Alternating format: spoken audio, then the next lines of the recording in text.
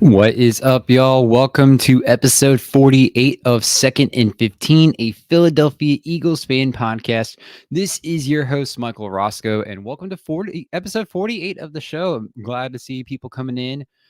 We got a short show for you this week. Not a whole lot going on, but before we dive into all that, if you're watching on YouTube, don't forget to go ahead and subscribe not only to Old City Sports Network, but also to the Second and 15, a Philadelphia Eagles fan podcast YouTube channel, which you can find by searching podcast titles to be the first thing that pops up, as well as follow us on social media through Old City Sports Network and Second and 15. We're on Facebook, Instagram, Twitter, YouTube. Follow on those, as well as hit the like and subscribe button on YouTube and hit the notifications so you don't miss some content. All right, let's dive right into it. It is about 2 weeks before we get players reporting to camp. And let me tell you all something from a sports perspective. This is probably the most boring point in the year because the Olympics haven't started yet.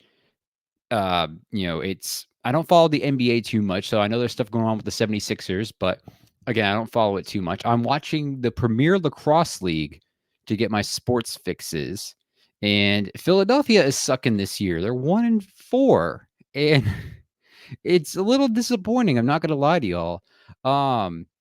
But anyway, I think once these next 2 weeks start to roll over, again, just from a sports period, I'm bored. I'm doing really well else in life. But from a sports period, once players start reporting to camp, we're going to get a lot more info to talk about. And, it'll get the gears turning in the sense of like, wow, the season is almost here. It's almost finally here. I can't wait for the NFL to pop up again. Just a little bit more time, y'all. Just a little bit more time. All right. We got a little bit to go on this week, some brief NFL news, or the NFL news of the week, and then we'll go into a little bit of Eagles stuff. And this week's main topic of discussion is the Eagles Mount Rushmore. I'll get more into what that means in a little bit. So let's just go ahead and dive right into the NFL news that we got going on. So the NFL news of the week for this week is a little somber. For those who do not know, earlier, I think it was over the weekend, the Minnesota Vikings announced the passing of rookie cornerback Kyrie Jackson. He passed away in a car accident along with two others in Upper Marlboro, Maryland, which is honestly not that far from where I grew up. After what apparently happened was a car was trying to make a lane change, and it was a 3-car pileup. Jackson was a passenger in one of the vehicles, and unfortunately, he died on the impact. Tragic news coming out of this.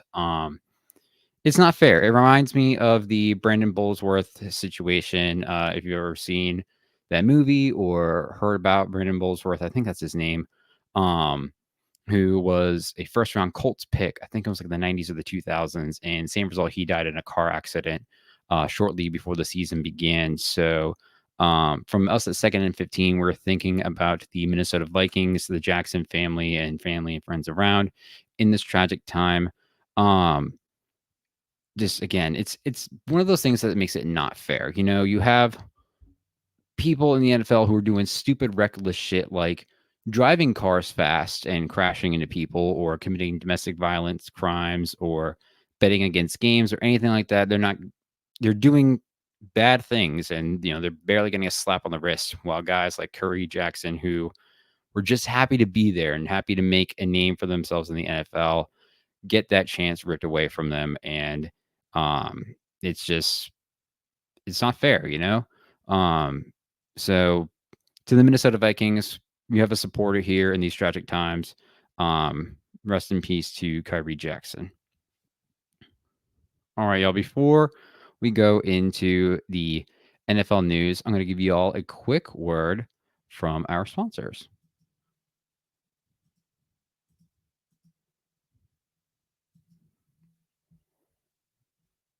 So, while you're trying to beat the heat this summer, because I'm telling y'all, it is blazing hot outside. I think it was like 99, 100 degrees temperature wise, tacked on 10 degrees for the E index, but it is blazing hot. And while you're trying to beat the heat and wait for this NFL season to start, don't forget to fuel up, get your protein in, get your fix in, and pick up some Righteous Felon craft jerky with some awesome flavors such as Soul Survivor, Darth Garlic, and Fal Capone and more. Head on to your local store, or better yet, go to righteousfelon.com and use our promo code OCSN for 15% off of your purchase.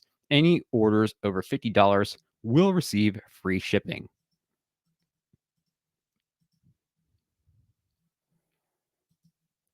Next, while you're waiting for the NFL season to start in this dull period of sports, I'll call it. You might be trying to occupy yourself with some events like MLB games, concerts, or other special events. For those events, you'll want to head on over to SeatGeek.com or download the app and get your tickets and use our promo code Old City Sports Network, all one word with an E at the end of old, for $20 off of your first purchase. And additionally, if you end up not being able to make that event, SeatGeek will credit your purchase towards your next preferred event.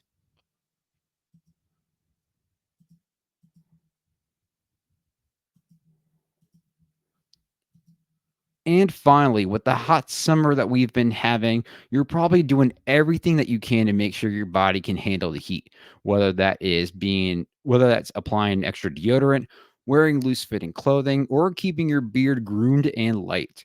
For your beard care needs, don't forget to head on over to warlordbeardoil.com and use our promo code Old Sports, E at the end of old in all capital letters, for 15% off of your beard oils, washes, lotions, tools, apparel, whatever you need to keep your beard looking fresh and clean all summer long. And orders over $75 will receive free shipping as well. Gotta love those free shipping perks. So might as well just order all your stuff in bulk. Head on over to warlordbeardoil.com today. And finally, don't forget to support the network that is bringing you all of these sponsored ads and these shows. You got to check the net, quit chasing the living room show, Flyers Alley, and more for your sports and pop culture content. Show those networks and those shows some love by purchasing some merchandise. Head on over to oldcitysports.com, go to the merch section, and use promo code Old City for 15% off your order. And don't forget, we got some merch over at the second and 15 section. We got some glassware, some tumblers, some camping mugs, stickers, ornaments, whatever you think that you can think of. We have it there. Go ahead and show your boy some love by purchasing some second and 15 merchandise today. All right. We're going to go into our two Eagles topics tonight. The first one being that week one game. So, we got some news regarding that week one NFL game down in Sao Paulo, Brazil, which is a historic game for the NFL, as it is the first ever game in South America. It's going to be very exciting for the South American NFL fans. The NFL announced that the game will be airing on Brazilian networks of Cazé TV, Rede TV, and ESPN Brazil. This game is going to be available in English and Portuguese, so all fans will be able to enjoy it down in Brazil and here in the United States, as well as around the globe. As a reminder for us in the United States, this game will air exclusively on Peacock, so make sure you got a subscription. I know what I've said about the subscriptions before, but if you don't have a friend that has one, or your favorite bar that you watch the games doesn't have Peacock, maybe, go get that 14 7-day free trial for that week and get that subscription so you can watch this historic game. It's going to be a good one. Some people are kind of on opposite ends of how that game will go. Your boy thinks that the Eagles are going to win. You saw how we did against the Packers last time. I don't think it'll be easy. It's going to be a hell of a different environment, obviously, but I still think that we're going to come out with that win come week 1. All right, the big topic for the night. My Eagles Mount Rushmore. Okay, like I said, this is a short week. I already know that we were on the final topic, but bear with me. For those who don't know what I'm talking about, so the NFL Network recently released their Mount Rushmores for all the teams in the league, that being the 4 greatest players of all time for each team. For those who maybe are from outside the U.S., don't know what Mount Rushmore is. That's just a big ass monument in the state of South Dakota that has 4 presidents, historical figures on there. So the NFL's Mount Rushmore for each team basically is selecting the 4 greatest players from each team of all time. So they have one for the Eagles. I can't remember what they said off the top of my head. You'll want to check that out online. Just search Eagles Mount Rushmore. It'll probably pop up.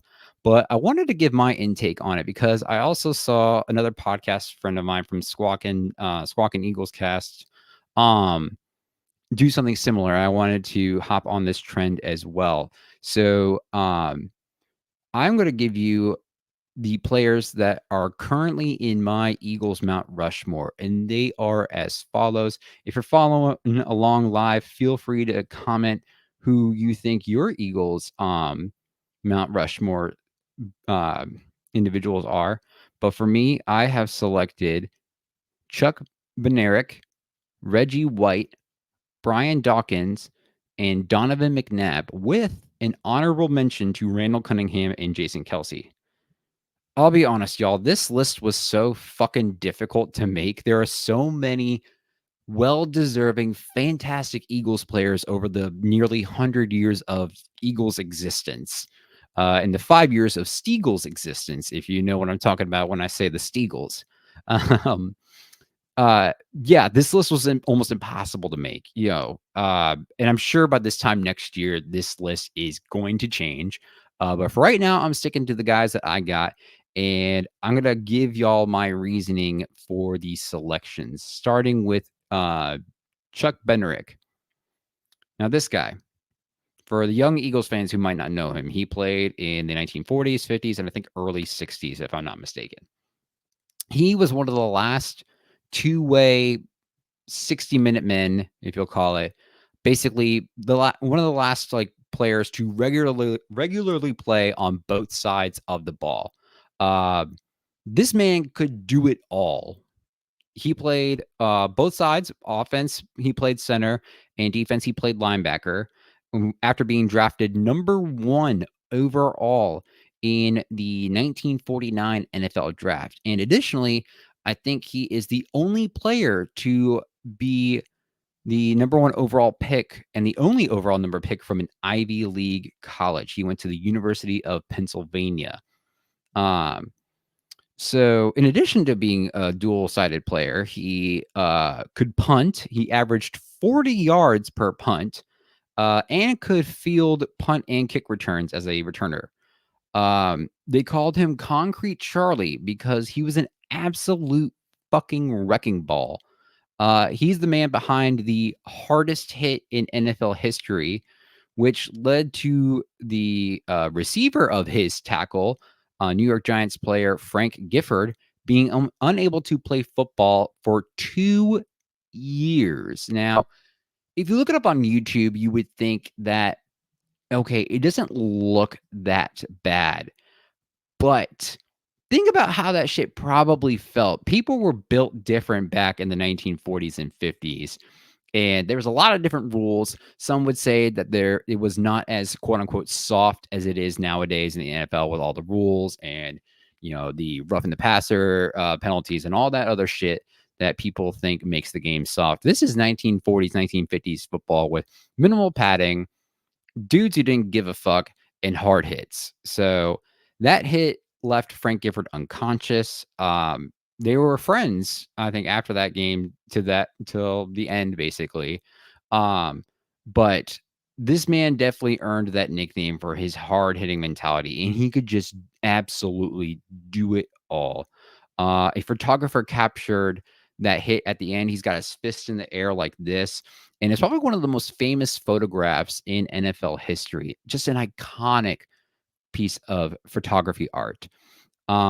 Additionally, he had the game-saving tackle. He bear hugged this Packers player to the ground in the last like 10 seconds to clinch the 1960 NFL championship while wearing the number 60 while playing all 60 minutes of the game. So you could say this man's favorite number was probably 60. Here's the thing with that. Pre 1966, they didn't have the Super Bowl, obviously. They had NFL championships. And the Eagles won 3 of them, with the last one being that 1960 NFL championship. I saw something the other day where someone had asked the question, do you think the NFL championship games should get as much recognition as the Super Bowl? And to me, I'm kind of leaning towards yes, because here's the thing. You had the best available players for the time being able to play. I know there was a lot of like historical discrepancies and discrimination back then because of the times they were in. And of course, not every player who was probably the best player of football was on the field because of, you know, discriminatory bullshit, if you want to call it back then. I do call it discriminatory bullshit. But anyway, within the group that was playing on the field, those NFL championships showcase the best 2 teams in the league, which is basically what the Super Bowl is today, is the best 2 teams in the league going at it. And the Eagles have 3 NFL championships. So some people are like, "Oh, that doesn't matter. That doesn't matter. You guys only have 1 Super Bowl ring." Well, we have 4 total championships if you combine the 2. Other teams would probably say the same thing. The Cowboys have 5 Super Bowl rings. If they had, I don't know how many NFL championships they had, but if they counted it as such, they could say that they have more than 5 rings or whatever. So it's a benefit to every team that at least has an NFL championship victory. Um, but anyway, I'm going off tangent here. This guy was an absolute legend, so he is definitely on my Eagles Mount Rushmore. The second person I have on here, this was probably a no-brainer, and that is Reggie White. He recorded at least 1 solo tackle in each and every single one of the 232 career games that he played. Absolute balls to the wall. He acquired almost 200 career sacks, including one season where he had 21 sacks. Additionally, he had 14 career forced fumbles and 12 fumble recoveries. Was a Super Bowl champion, 2-time Defensive Player of the Year, 8-time First Team All Pro, 5-time Second Team All Pro, a member of the 1980s and 1990s All Decade NFL teams, and a 13-time Pro Bowler. He's got accolades for fucking days. While only half of his career was with the Eagles, he went on and played for the Packers and I think like another team for the rest of his career. 3 of the Eagles seasons that he was with, he accumulated 18 or more sacks. That's absolutely crazy. I don't even know players who have like that many sacks consecutively nowadays. It's not the record. I think Michael Strahan and TJ Watt hold the record for like 22 and a half sacks in a single season. But anyway, Reggie White is a huge success story coming out of the original USFL league that started in the 80s. While White took the league by storm and never looked back. I imagine he's unanimously in anybody's Eagles Mount Rushmore. My third pick for the Eagles Mount Rushmore is Donovan McNabb, quarterback from the 1999 to like 2009, I want to say, for the Eagles. And I'll be honest, I was having a hard time deciding between him and Randall Cunningham to put in here. Both fantastic quarterbacks. Randall Cunningham, dual threat quarterback, could throw the ball 95 yards. It could also punt at 91 yards. Absolutely insane. We don't got QBs who could punt like that at all nowadays. But the legacy that Donovan McNabb had with that Eagles team from like 2000 to like 2004, 2005, absolutely nuts. Like, just for those who don't know, just like listen to all this stuff. While he never got the team a Super Bowl ring, he was damn near close. 230 career touchdowns to 115 interceptions. Donovan McNabb led the Eagles to 5 NFC East titles in 6 seasons, including the 4 consecutive ones, which we have not seen since that 2004 year. I think it's 2004. We have not seen a repeat since over a generation ago. And Donovan McNabb was the guy who led us to that last time. He also had one of the lowest single season interception to pass ratios in league history with like 2%.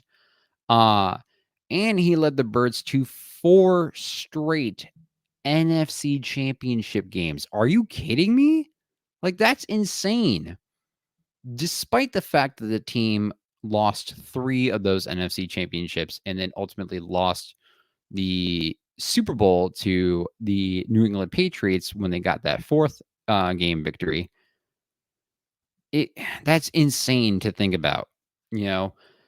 That's what Patrick Mahomes is doing nowadays. He is leading his team to back-to-back and like division championships and AFC championships. Obviously, I'm not saying Donovan McNabb is Patrick Mahomes, but if you think about for the time, that was insane to get to 4 back-to-back NFC championship games. And I wish we won more of them, but that's another story. Now, McNabb didn't receive the warmest of welcomes when he took the field for the first time, but he sure was loved and missed the last time he took the field. All right, now my final player. I wonder if y'all can guess who this person is. I've already listed Chuck Bednarik. I've already listed Reggie White. I've already listed Donovan McNabb. So if you're wondering, Michael, who's your last Eagles player on your Eagles Mount Rushmore? It is none other than the hard-hitting Weapon X in Brian Dawkins. Oh my God. This dude was probably one of my favorite players growing up next to Brian Westbrook. That shows you how I grew up as an Eagles fan in those early 2000s, late 90s, early 2000s days. This dude was a fucking beast. He is what I wish hard-hitting players were nowadays. Now, granted, I know there's a lot of different rules and changes and all that other shit going on, but Brian Dawkins was something different. Nicknamed Weapon X, Brian Dawkins was one of the most feared players in the league during his tenure. Playing free safety, he logged 16 seasons in the NFL, accumulating 891 solo tackles. Not total tackles, solo tackles. That's an average of nearly 56 solo tackles per season. He also accumulated 26 sacks. Again, he's a free safety. He's all the way in the back. He ain't in the trenches, and he's still getting 26 sacks. 37 forced fumbles, 37 interceptions, 16 fumble recoveries, and 2 touchdowns. However, what he was probably most famous for were his hard-hitting tackling skills. Now, this man, God, I was watching highlights of him earlier today, and like he hit Andre Krumler so hard in that divisional game against the Falcons back in the early 2000s. His flying tackle, there's like that, he literally is just like in flying, tackling some dude on the Giants. Just wrecked people. Like, You think like Max Crosby and Nick Bosa and TJ Watt, you think they're out there wrecking people? No. Brian Dawkins was out here just massacring players with his hits. It was nuts. Like you saw him in your peripheral vision, you were like, I hope I survive this hit. Because he did not hold back. And I think what was inspiring of it, because he like was very what's the word I'm looking for? He's very critical of himself going into the league, like with his size and his talent and everything like that. But man, what a player he turned out to be. I was so sad when he went to the Broncos. I know like free agency can be a bitch, but he'll always be a powerhouse Eagle in my eye. And he makes my final spot on my Eagles Mount Rushmore.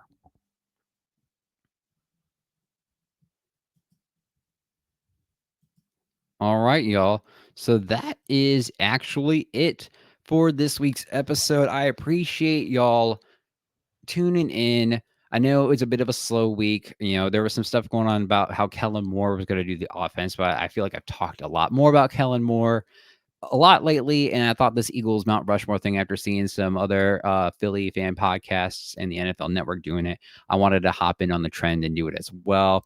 Let me know what you think about my picks for that Mount Rushmore. Go ahead and comment on the social medias, on the live, wherever, and see if we agree or disagree. I'm definitely open to discussion when it comes to those kind of things.